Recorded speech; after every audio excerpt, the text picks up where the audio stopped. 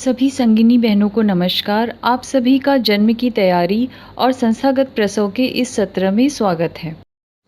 इस सत्र में हम संजू की कहानी के माध्यम से जन्म की तैयारी के महत्व को समझेंगे। साथ ही हम जानेंगे कि जन्म की तैयारी कब और कैसे कराते हैं, जन्म की तैयारी में क्या-क्या करते हैं, संस्थागत प्रसव के क्या फ़ायदे हैं, 48 घंटे अस्पताल में रुकने का क्या महत्व है, जननी सुरक्षा योजना और जननी शिशु सुरक्षा कार्यक्रम क्या है और आशा एवं संगिनी की जन्म की तैयारी करवाने और संस्थागत प्रसव में क्या भूमिका है, इस पर हम लोग आज की चर्चा करेंगे।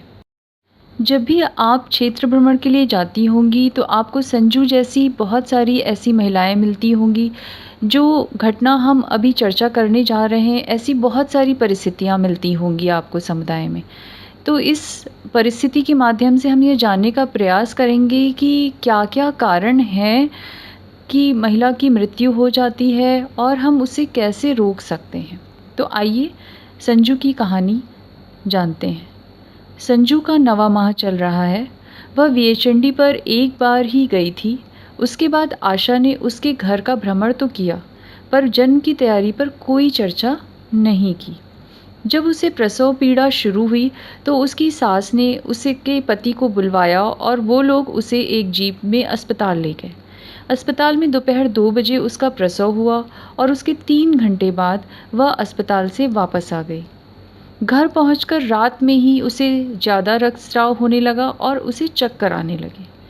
संजू की सास ने घबराकर फटाफट जीप बुलवाई, पर रात में जीप को आने में समय लग गया और अस्पताल ले जाते समय संजू की मृत्यु हो गई।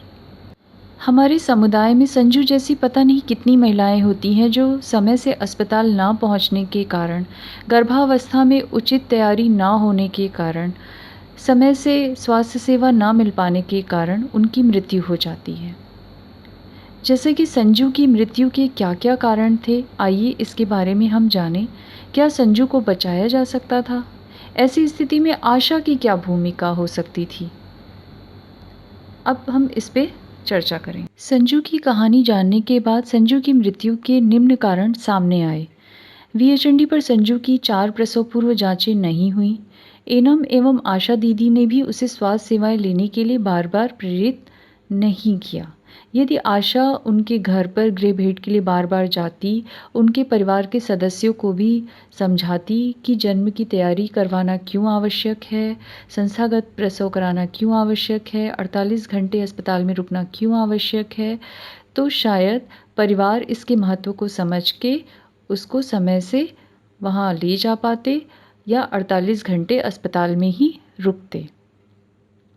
साथ ही यह भी हमें जानने की ज़रूरत है कि जब भी हम लाभार्थी से बात कर रहे हैं, हमें परिवार के सदस्यों से भी बात करनी चाहिए और जन्म की तैयारी पहले से ही सुनिश्चित करवा लेनी चाहिए, जो कि संजू की नहीं हुई थी।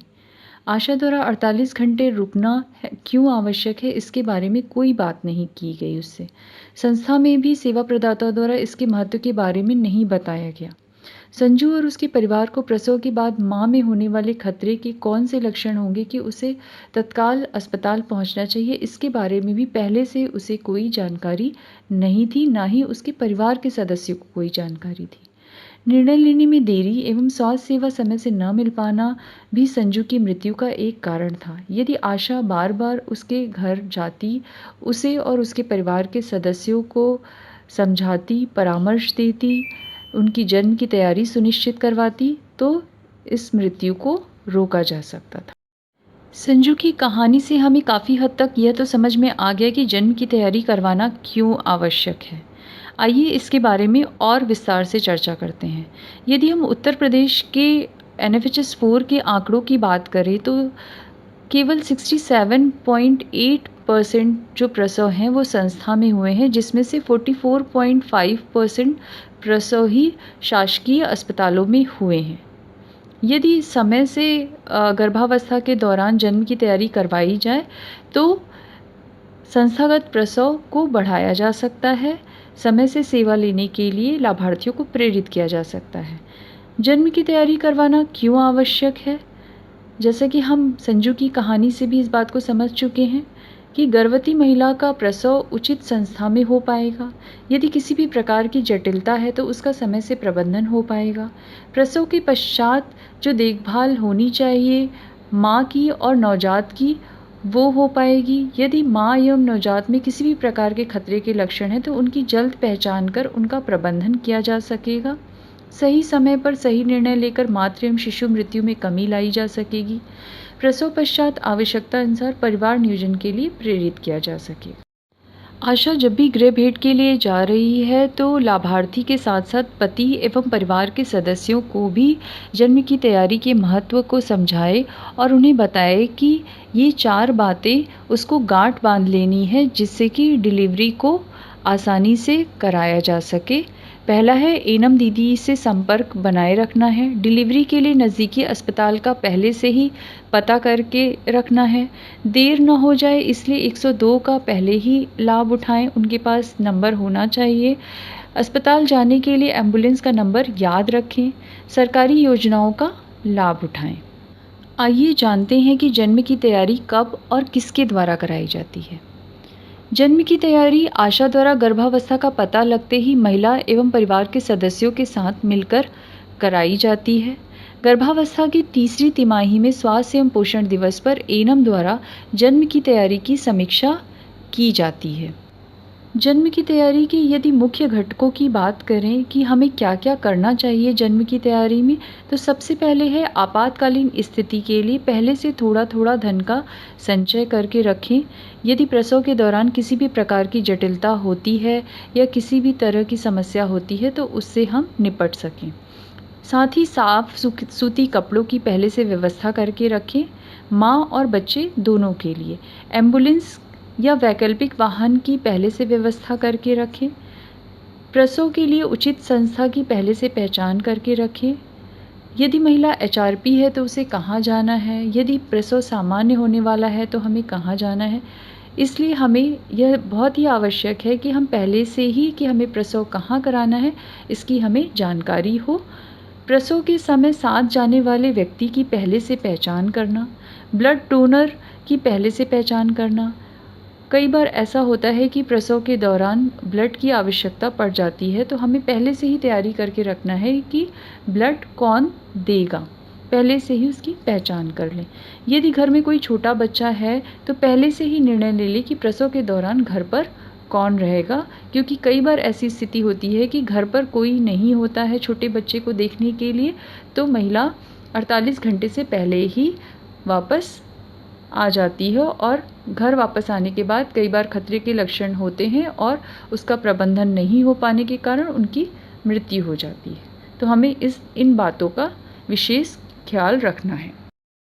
जन्म की तैयारी जब भी हम करवा रहे हैं गर्भवती महिला एवं उसके परिवार के सदस्यों के साथ मिलके, तो यह बात ज़रूर ध्यान रखें कि उस महिला और परिवार के सदस्यों को यह अवश्य बताएं कि कौन से खतरे के लक्षण होंगे और उसे कहाँ जाना है।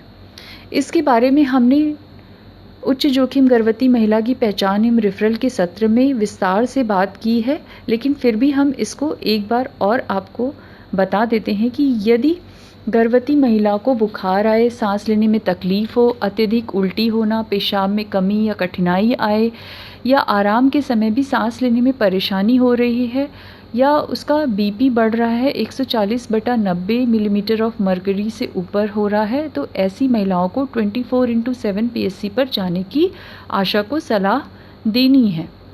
उन्हें अवश्य इसके बारे में पहले से ही बता के रखें।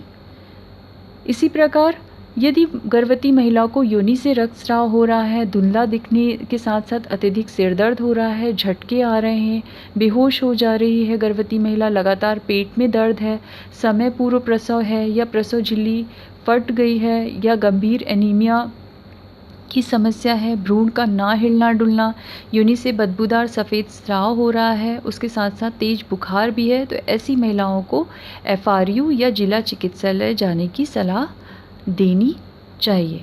उन्हें पहले से ही हमें तैयार कर देना है कि अगर ये खतरे के लक्षण होंगे तो आपको एफआरयू जाना है, और ये खतरे के लक्षण होंगे तो आप 24/7 पीएससी पर संपर्क कर सकते हैं, जिससे समय से प्रबंधन किया जा सके या किसी भी प्रकार की जटिलता या मृत्यु की संभावना को रोका जा सके। आशा को जन्म की तैयारी तो गर्भवती महिला की करवानी ही है परिवार के सदस्यों के साथ मिलकर, साथ ही उसे संस्थागत प्रसव एवं संस्था में 48 घंटे रुकने के निम्न फायदे भी अवश्य बताने हैं। ये फायदे इस प्रकार से हैं, किसी भी प्रकार की जटिलता का तुरंत प्रबंधन हो पाएगा, क्योंकि उसके प्रसव के बाद माँ और नवजात शिशु में ज़्यादातर जटिलताएं 48 घंटे के भीतर ही होती हैं। नवजात शिशु को पहली पोलियो की खुराक तथा हेपेटाइटिस बी और बीसीजी का टीका मिल पाएगा। जन्म के तुरंत बाद शीघ्र अतिशीघ्र 1 घंटे के अंदर शिशु को स्तनपान सुनिश्चित हो पाएगा।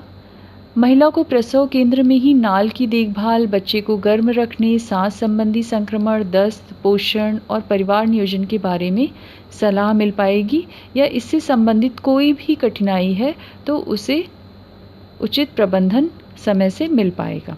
संस्था से छुट्टी के समय माँ और बच्चे की पूरी जांच हो जाती है और माँ को आयरन की गोलियां भी खाने को दी जाती हैं, जो उसे 180 दिन तक प्रतिदिन 1 गोली के हिसाब से खाते रहना है।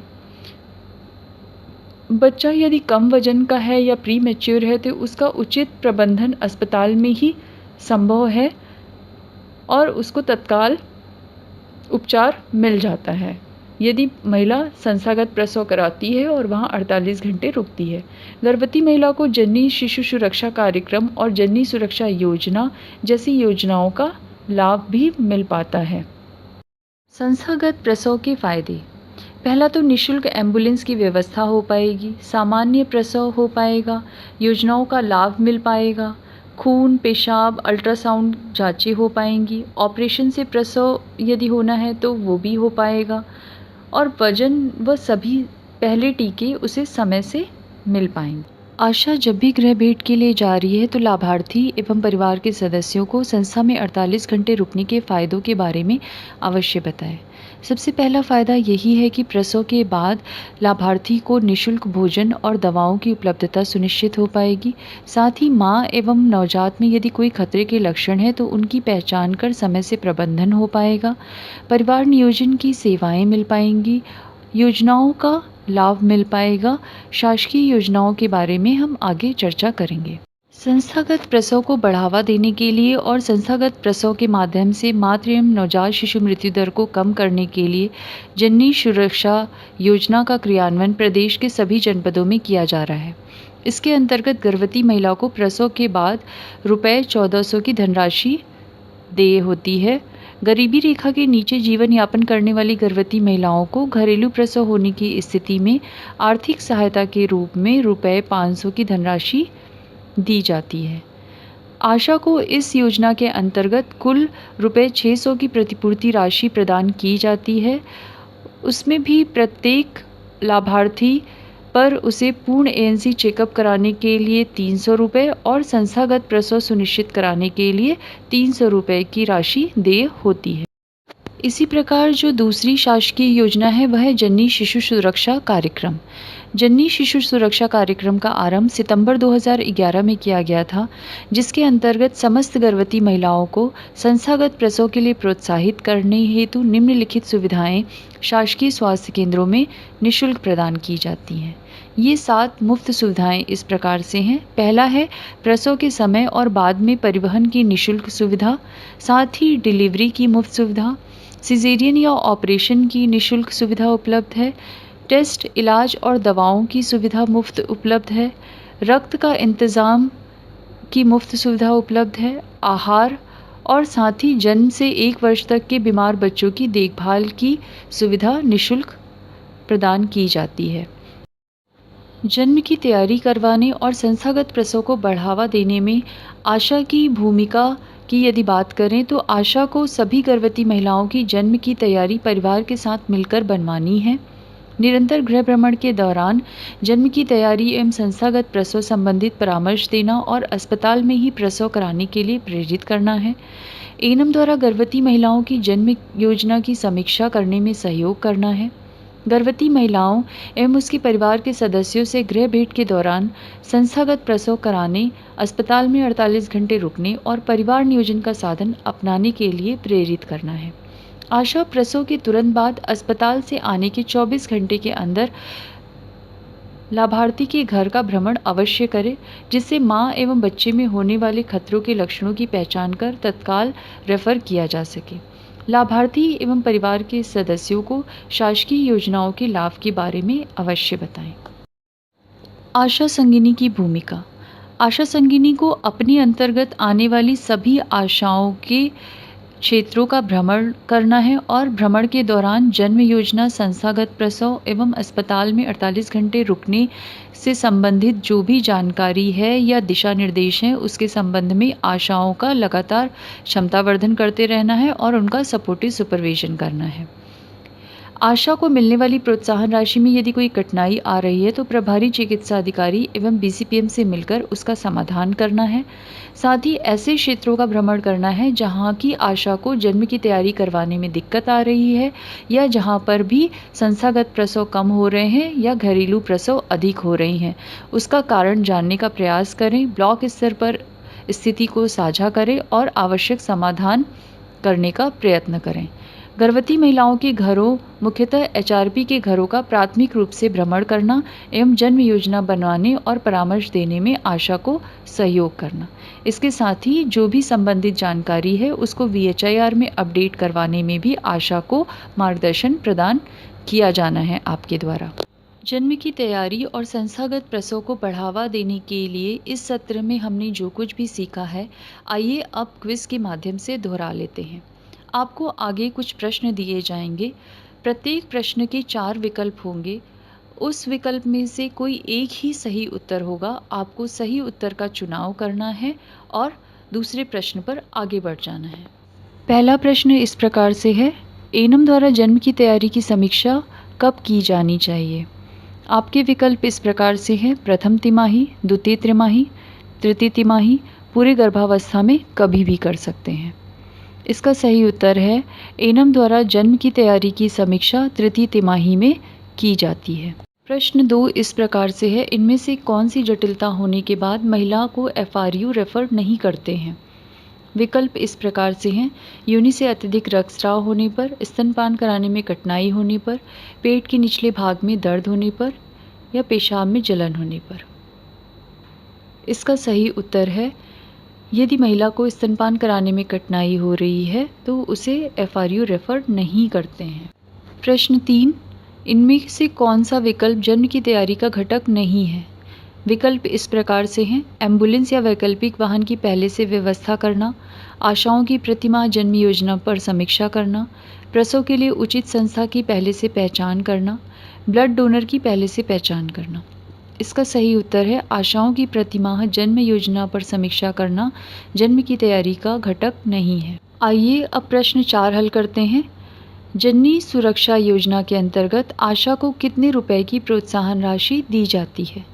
विकल्प इस प्रकार से हैं, रुपये 500, रुपये 300, रुपये 600 या रुपये 250। इसका सही उत्तर है, जननी सुरक्षा योजना के अंतर्गत आशा को रुपये 600 की प्रोत्साहन राशि प्रति लाभार्थी प्रदान की जाती है। प्रश्न 5, प्रसव के बाद 48 घंटे अस्पताल में रुकने पर लाभार्थी को क्या लाभ है? विकल्प इस प्रकार से हैं, जटिलता का प्रबंधन हो पाएगा, परिवार नियोजन की सेवाएं मिल पाएंगी, योजनाओं का लाभ मिल पाएगा और उपरोक्त सभी। इसका सही उत्तर है, उपरोक्त सभी। छठा प्रश्न इस प्रकार से है, जननी शिशु सुरक्षा कार्यक्रम के अंतर्गत कितने वर्ष तक के बच्चों को निःशुल्क स्वास्थ्य सेवाएं प्रदान की जाती हैं? विकल्प इस प्रकार से हैं, केवल नवजात शिशुओं को प्रदान की जाती हैं, जन्म से 1 वर्ष तक के बच्चों को प्रदान की जाती हैं, 5 वर्ष तक के बच्चों को प्रदान की जाती हैं या केवल गर्भवती महिलाओं को निःशुल्क स्वास्थ्य सेवाएं दी जाती हैं। इसका सही उत्तर है, जननी शिशु सुरक्षा कार्यक्रम के अंतर्गत जन्म से 1 वर्ष तक के बच्चों को निःशुल्क स्वास्थ्य सेवाएं दी जाती हैं। आशा करते हैं दी गई जानकारी आपको क्लस्टर बैठक में जन्म की तैयारी और संस्थागत प्रसव के सत्र को संचालित करने में मदद करेगी। आप सभी संगिनी बहनों को बहुत बहुत धन्यवाद।